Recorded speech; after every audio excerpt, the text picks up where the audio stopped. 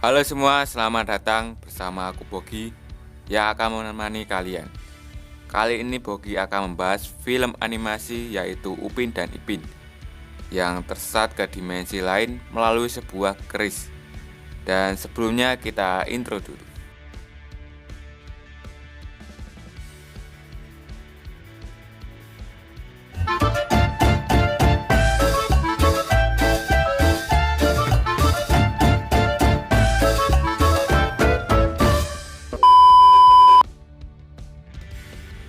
Dimulai dari Upin dan Ipin yang membantu Tok Dalang membersihkan gudang bawah rumahnya.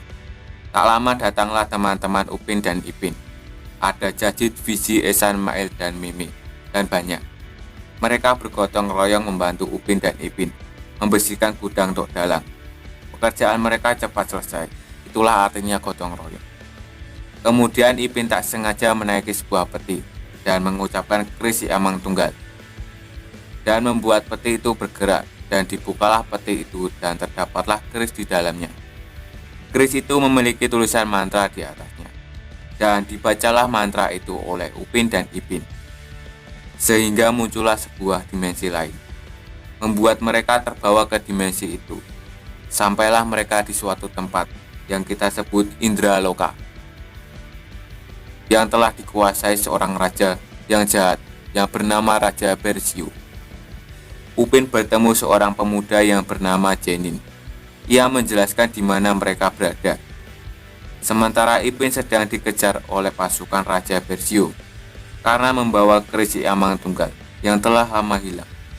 Tapi mereka ditolong oleh seorang anak seumuran Upin dan Ipin yang bernama Belalang. Sementara di istana Raja Bersio, ia sedang ngamuk-ngamuk karena mungkin ramalannya akan terjadi kalau ia akan dikalahkan oleh dua bocah yang membawa keris Amang Tunggal. Kemudian Raja Bersio memerintahkan pasukannya untuk menangkap bocah itu.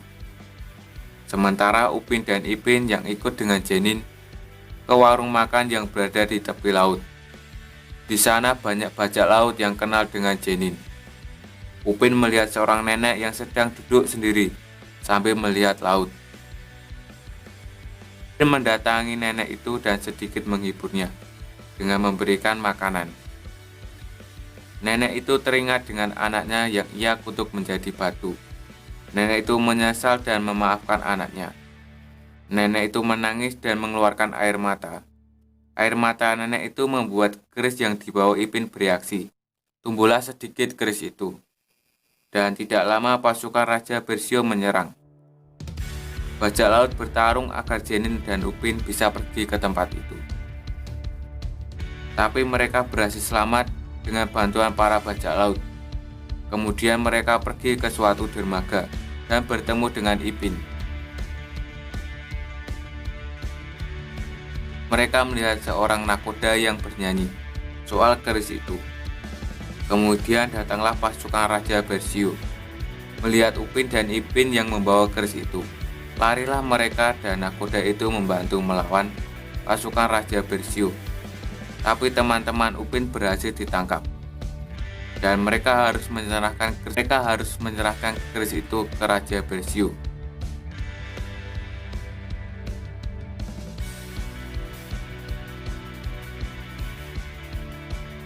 Sampailah Upin dan Ipin di suatu pulau.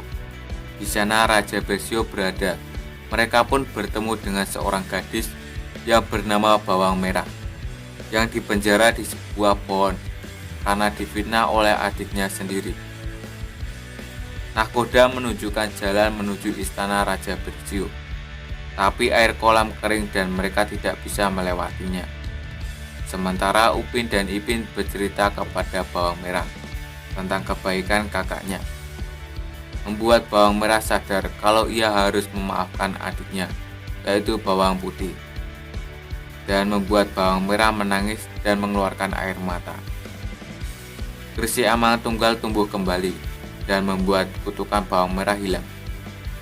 Kemudian air kolam terisi dengan air, dan pergilah mereka ke istana Raja Bersio. Mereka langsung menuju ke ruangan penjara tempat teman-teman Upin dan Ipin ditawan. Tak lama mereka berhadapan dengan serangga. Lalu Upin melemparkan api bersama bom asap dan terbakarlah serangga itu. Sementara Jenin berada di suatu ruangan, ia mengingat tentang dirinya. Dan nakoda itu menjelaskan bahwa ia sebenarnya anak dari Raja Indraloka yang dikalahkan oleh Raja Bersio.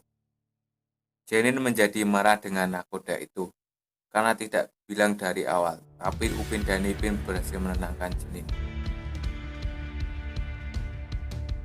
Jenin menjadi sedih karena tidak bisa menyelamatkan ayahnya, dan mata Jenin mengeluarkan air mata dan membuat keris Amangtunggal menjadi sempurna. Kemudian muncul Raja Bersio. Baiwan pun terjadi antara Jenin dengan Raja Bersio. Keris terlempar, Jenin hampir kalah. Kemudian Upin dan Ipin melempar keris ke punggung Raja Bersio, tapi tidak mempan. Giliran Upin dan Ipin dilempar dari menara. Tapi Jenin membaca mantra itu dan berubah menjadi monster, siap melawan Raja Bersio. Sementara teman-teman Upin melawan pasukan Raja Bersio, dibantu oleh para bajak laut. Jenin dan Upin dan Ipin bersatu. Mereka berhasil mengalahkan Raja Bersio. Indraloka menjadi damai dan Jenin menjadi Raja Indraloka. Dan itulah alur Upin dan Ipin keris Si Amangtunggal. Dan terima kasih buat kalian yang telah nonton sampai saat ini. Jika kalian suka videonya bisa di like, jika kalian tidak suka bisa dislike saja. Dan sampai jumpa di next video.